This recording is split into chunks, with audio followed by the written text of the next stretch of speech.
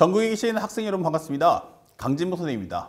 자, 여러분들과 함께 공부할 2026 개념적 사고에 관련된 OT 영상 지금부터 공개해 드리도록 하겠습니다. 현재 우리가 봐야 될 이 수학이라는 과정, 역시 이제 처음 우리가 입문하는 학생들이 이제 수업을 들을 텐데, 우리가 보통 이제 착각하는 게 뭐가 있냐면 그 수학과 산수를 구분하실 수 있어야 됩니다. 보통 여러분들이 고2 때까지 공부했던 내용은 반드시 그 내용이 바로 산수라는 거예요. 그러니까 수학이라는 개념보다는 산수에 가깝죠.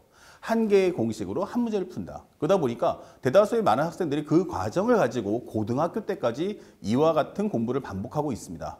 단순하게 외워서 문제를 적용하자. 문제를 많이 풀다 보면 익혀질 거야. 이렇게 생각하시는 분들이 많은데, 사실은 수학은 산수하고 달라요. 산수는 공식 암기, 문제풀이하는 연상 과정인 거고, 수학은 사고력을 물어봅니다.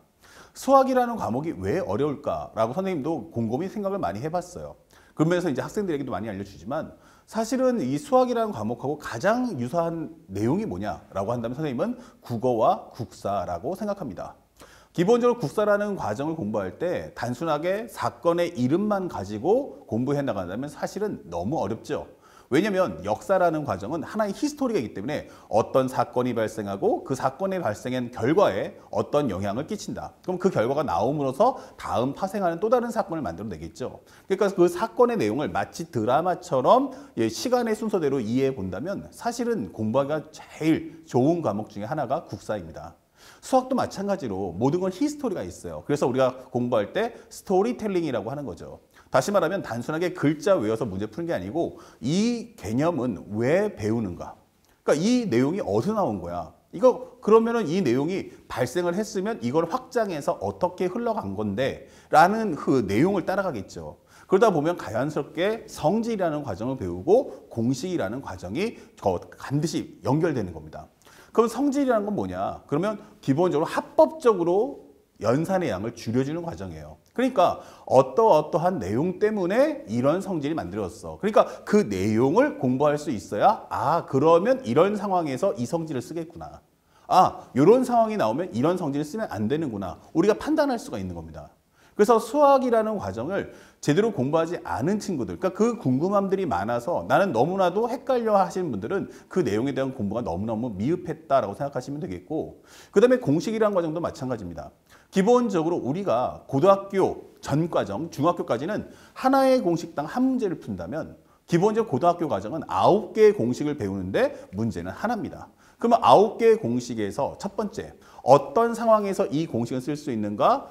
어떤 상황에서는 이 공식을 쓰면 안 되는가? 그 내용을 반드시 이해할 수 있어야 돼요. 그래서 사용이 가능하면 그 공식 쓰시고, 사용이 안 된다면 그것을 변형하는 연습을 하셔야 됩니다. 중학교 과정에서는 변형이 없다면 고등학교 과정은 그 변형하는 과정에 대한 학생들이 파악을 했는지를 묻는 과정입니다.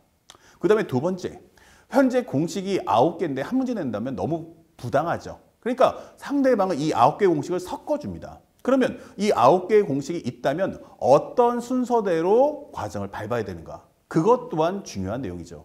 그런 내용들을 하나하나 모으면 한 문제를 풀 수 있다. 그런데 각각의 공식마다 내용이 있기 때문에 어떠한 내용 때문에 이걸 먼저 해야 된다. 그러면 중간 과정에서는 어떠한 내용 때문에 이 공식을 써야 한다. 마지막 최종 단계에서는 어떠한 내용 때문에 이 공식을 쓸 수 있다. 이게 우리 학생들이 스스로 만들어낼 수 있어야 됩니다. 근데 이 과정이 매우 쉬워요. 그래서 국사라든지 이런 과목에 비하면 수학은 훨씬 더 명확하고 퍼펙트한, 아주 퓨어한, 순수한 과정이다 생각하시면 됩니다. 그래서 내가 조금만 수학에 대해서 관심이 있거나 욕심을 갖기만 한다면 선생님이 최선을 다해서 여러분들이 모두 납득을 시켜드릴 겁니다. 그러면 여러분들이 2, 3, 3짜리 쉬운 문제부터 해서 킬러 문제까지 모두 소화할 수 있게끔 만들어 드릴 거예요. 그래서 맨 처음에 배우는 개념의 내용을 꼼꼼하게 잘 수업 들어주시길 바라고, 그 다음에 이제 개념을 다 배웠으면 그러면 이걸 가지고 어떻게 문제가 나올까 궁금하죠. 특히 이제 내신 과정에 해당할 때도 있겠지만 수능 같은 경우는 시험 범위가 넓죠. 수학원, 수투, 선택 과목이니까 3권에서 30문제 내는 거예요. 그 다음에 우리가 알고 있는 내신 과정은 보통 한 20, 30페이지 안에서 30문제를 내는 거고, 그러면 시험 범위가 좁으면 별의별 문제가 다 나올 수 있지만 수능은 어떻게 돼요? 3권의 책에서 30문제이기 때문에 각 단원에 나올 수 있는 문제가 딱딱딱 정해져 있어요. 그러면 만약에 1단원이다. 그러면 1단원에서는 어떤 문제만 풀면 돼가 명확해집니다.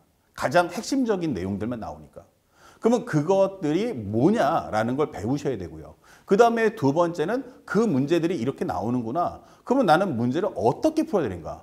기본적으로 재료만 있으면 뭐예요? 요리 따지면 재료만 있다고 요리할 수 있는 거 아니잖아요. 그 다음에 뭐가 필요해요? 레시피가 필요한 거죠. 그래서 이것을 어떤 순서대로 조합을 하면 맛있는 요리를 만들 수 있다.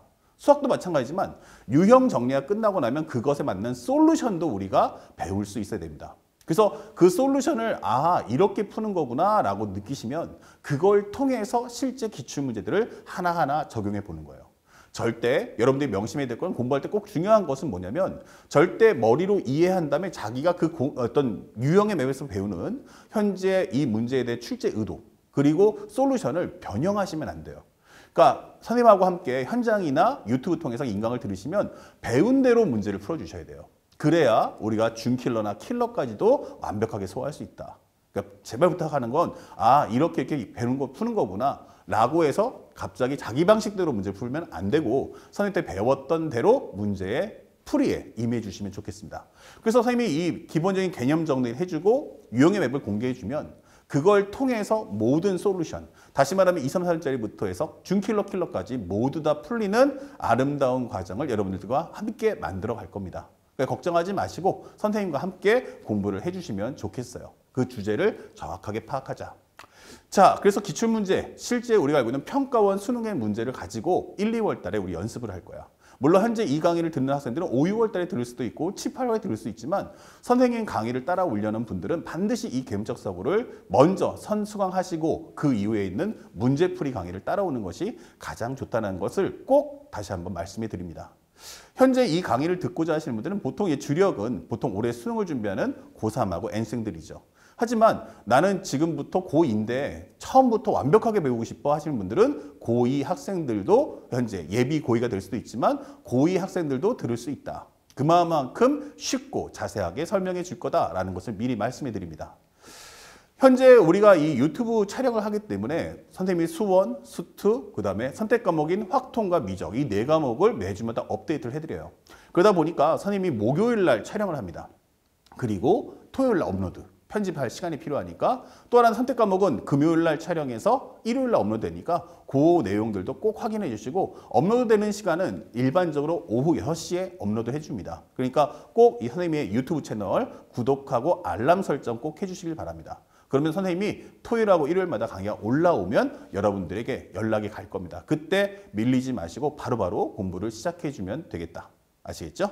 자, 그리고 기본적으로 우리가 강의 내용을 보시면 유튜브 버전이다 보니까 강의를 길게 못 찍어요. 현장 강의는 보통 3시간 반, 4시간도 강의하지만 유튜브는 좀 길면 잘 보기 힘들거든요. 나중에 또 끝나고 나서 공부하는 과정에서 딱 필요한 것만 발췌해 보게 내가 이거를 드래그 해가지고 찾기라는 게 쉽지 않아서 선생님은 보통 15분에서 20분 간격으로 하나의 테마별로 강의를 구성해 주고 있습니다. 그러니까 현재 이 강의가 1강이라고 하는 개념은 1-1, 1-2, 1-3 이렇게 세트로 묶어서 1강을 구성합니다. 그래서 여러분들이 만약에 첫 번째 영상을 봤어 라고 한다면 완벽하게 복습해서 1강에 해당하는 3개 강좌를 전부 다 같이 공부를 끝내줘야 하나의 내용이 스토리가 완성되는구나 라고 생각하시고 공부해 주시길 바랍니다.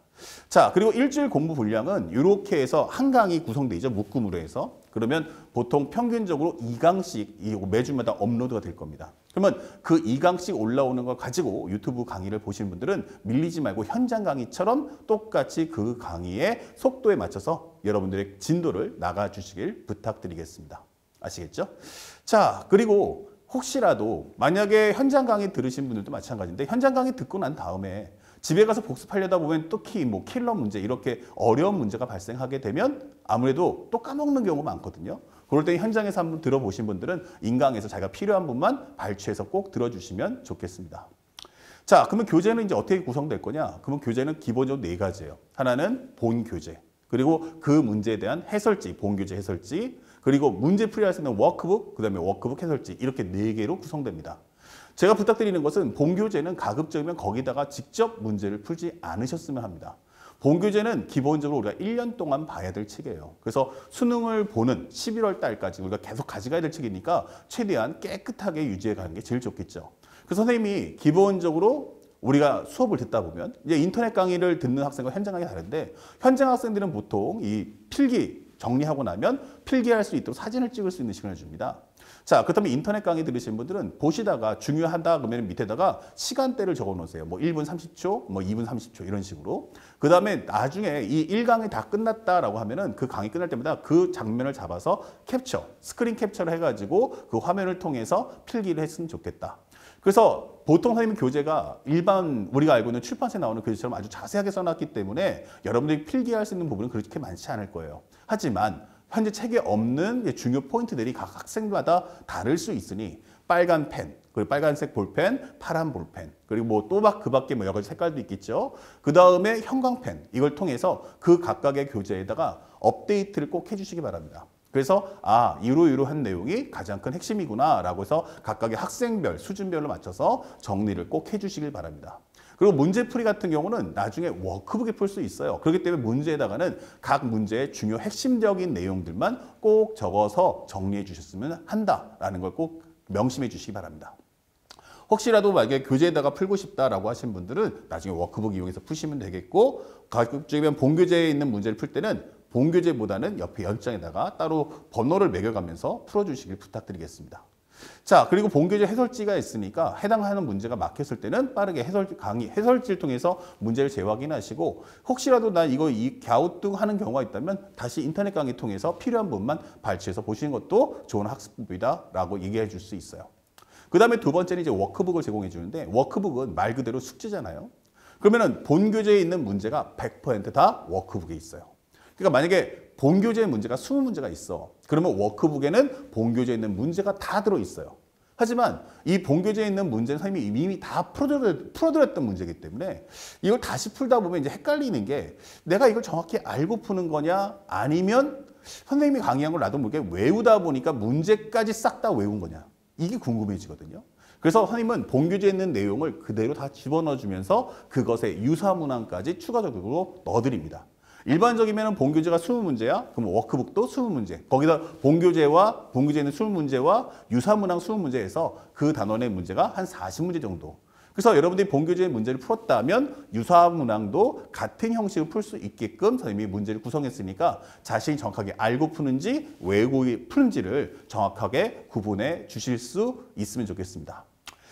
자, 그리고 선생님한테 혹시라도 연락하고 싶다, 나는 궁금하다, 상담이 필요해 하시는 분들은 크게 두 가지가 있어요. 첫 번째는 핸드폰 번호 공개해 드리니까 이 핸드폰 번호로 전화는 하지 마시고 저한테 문자나 카톡으로 알려주시면 문자나 카톡을 확인한 후 제가 개인적으로 연락을 드리도록 하겠고요. 혹시라도 나는 전화번호 공개가 아직은 좀 두렵다라고 하시는 분들은 이메일로 저한테 보내주시면 그 내용 자세하게 읽어보고 신중하게 여러분들이 답변을 해드리도록 하겠습니다. 자, 여기까지가 선생님의 개념적 사고 현재 OT 영상입니다. 선생님 강의는 자신하건대 대한민국에서 최고입니다. 그러니까 이 강의를 통해서 현재 변화되는 이 수능에 빠르게 적응할 수 있었으면 좋겠고요. 특히 현재 올해 2026 수능도 예전과 다르지 않게 매우 쉬운 수능이 될 전망이에요. 매우 쉽다라는 것은 역시 공부를 많이 한 학생들의 관점이겠죠. 그 얘기는 거꾸로 말하면 공부를 잘하시는 분들은 보다 더 완벽하고 그 다음에 기본적인 결함이 없도록 만드시는 게 제일 중요해요. 그래서 단순하게 문제만 많이 푸는 게 아니고 문제의 특성을 파악하시는데 집중해서 강의를 따라와 주시기 바라고, 공부를 조금 약한 중하위권 학생들이면 이렇게 쉬운 수능을 하면 나도 한번 해볼 수 있겠다라는 자신감 꼭 가지시고요. 1, 2월 달에 개념적 사고를 통해서 수능의 끝판왕까지 완벽하게 섭렵하시면 좋겠습니다. 여러분들이 어떤 수준의 학생일지라도 선생님이 반드시 여러분들의 원점수 100점을 반드시 이끌어내겠습니다. 선생님은 그걸 믿고 최선을 다해서 함께 공부해 주시길 부탁드리겠습니다. 선생님은 지금부터 정규 강좌에서 여러분들을 찾아뵙겠습니다. 빠르게 본 강좌로 따라오시길 바랍니다. 고맙습니다.